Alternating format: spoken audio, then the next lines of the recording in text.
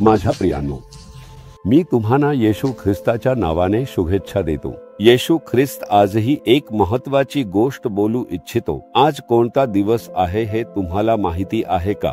जागतिक मातृदिन। मातृदिन संपूर्ण जगभर साजरा केला जातो।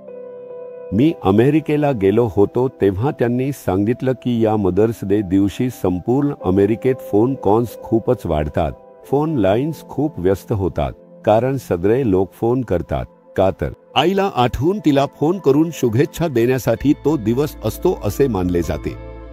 अशा प्रकारे दूरवरून शुभेच्छा देऊन त्यांना आनंदी करण्याचे काम आजकाल माणसे करत आहेत। और मातृदिनाच्या निमित्ताने तरी प्रत्यक्ष भेटून त्यांच्या सोबत बसून बोलून त्यांना आवडणारी एखादी गोष्ट करून त्यांना आनंदी करून त्यांचा आशीर्वाद आणि प्रार्थना मिळवली तर ते तुमच्यासाठी एक मोठा आशीर्वाद ठरेल। का माहिती? कारण प्रभू देखील एका बाजूने आपल्यासाठी आईसारखे कार्य करतात। बायबल मध्ये यशाया 66:13 आई जशी मुलाला सांत्वन देते तसा मी तुम्हा सांत्वन देईन असे प्रभू सांगतात। आईचा स्वभाव वैशिष्ट्य म्हणजे दिलासा देणे। वडील नक्कीच कठोर असतात, ठाम असतात, हे असेच असते। पण आई मात्र मायाळू असते। ती मुलांना आनंदी ठेवण्यावर लक्ष केंद्रित करून त्यांना दिलासा देते।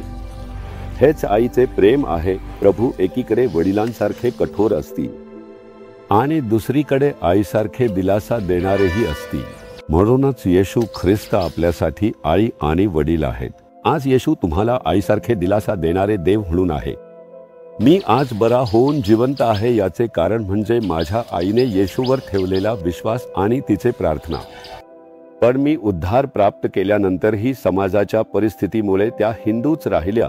त्या अनेक वर्ष चर्चला आल्या नाहीत, पण येशूवर प्रेम करत होत्या। पण त्या सेवकाईच्या सुरुवातीच्या काळात जेव्हा मला खूप त्रास, वेदना, अडचणी येत होत्या तेव्हा माझी आईच मला धीर देत होती। प्रभूजवळ जाऊ तसे तसे त्रास येतो। सेवकाई करताना असेच होतो।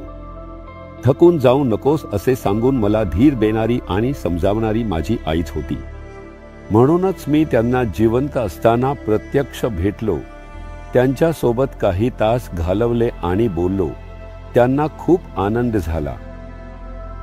हीच आईची माया आहे। जसे आई आपल्याला समजावते तसेच प्रभूही आपल्याला समजावतो। आज तुमच्या मनात कुठेतरी एक जखम आहे। एक मूल आनंदात आहे का, दुःखी आहे का, थकले का, त्रासलेले आहे का, हे फक्त आईलाच कळते। शाळा सुटून एक मूल घरी येते म्हटले की ते आनंदात आहे की दुःखात, उदास आहे का हे आई फक्त त्याच्या चेहऱ्याकडे पाहून सांगू शकते। आज मूल काहीतरी वेगळे वाटते म्हणून आई त्याला मांडीवर उचलून विचारते, काय झाले रे तुला शाळेत? काही घडले का? या मुलाचा थकवा दूर होईपर्यंत आणि तो पुन्हा आनंदित होईपर्यंत आईला समाधान वाटत नाही। त्या चेहऱ्यावरूनच ओळखून घेतले जाते, हाच तर आईचा प्रेम असतो। तसेच देवही असतो। माझ्या मुली, तुझा चेहरा पाहून मला कळाले आज का थकली आहे। माझ्या मुला, आज तू अस्वस्थ दिसतोस का? तू अस्वस्थ आहेस? मी तर तुझ्यासोबत आहे ना, असे धीर देणारा अद्भुत देव म्हणजे येशू ख्रिस्त। माझ्या आयुष्यात तो मला धीर देणारा ठरला म्हणूनच मी आजपर्यंत उत्साहाने सेवा कार्य करत आहे। नाहीतर सेवा करणे शक्यच नव्हते। कष्ट आणि अडचणींच्या वेळी त्याच्या सान्निध्यात गेल्यावर का दुःखी व्हावे, का थकून जावे, याबद्दल तू का अस्वस्थ होतोस?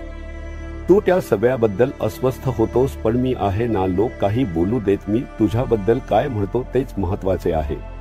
मग तुला कशाला काळजी करतोस? असे सगळे तो मला समजावतो। तो सुंदरपणे समजावतो, अगदी एका आईसारखा। आज तुम्हाला तो समजावत आहे, माझी मुलगी, तू का उदास आहेस, का दुःखी आहेस? बाहेरून हसत असलीस तरी आतून रडत आहेस, मला कळते। माझा मुलगा, तू का थकलेला आहेस, का खचलेल्या अवस्थेत आहेस, का असा आहेस? तो तुम्हाला पाहून बोलतो। तो म्हणतो, मी आहे ना तुझ्यासोबत, मी तुझी काळजी घेईन।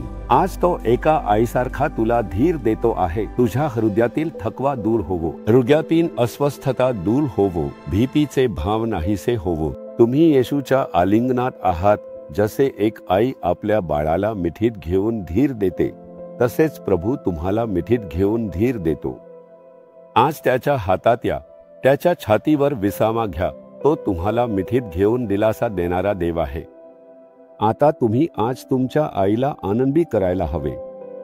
तिच्याजवळ प्रत्यक्ष जा, एक भेटवस्तू घेऊन द्या, तिला आनंदी करा आणि तिला तुमच्यासाठी प्रार्थना करायला सांगा. ती तुमच्यासाठी आशीर्वाद ठरेल. आजच करा. आता प्रभू, आमच्यासाठी आईसारखे दिलासादायक प्रेमासाठी आम्ही तुमचे स्तुती करतो.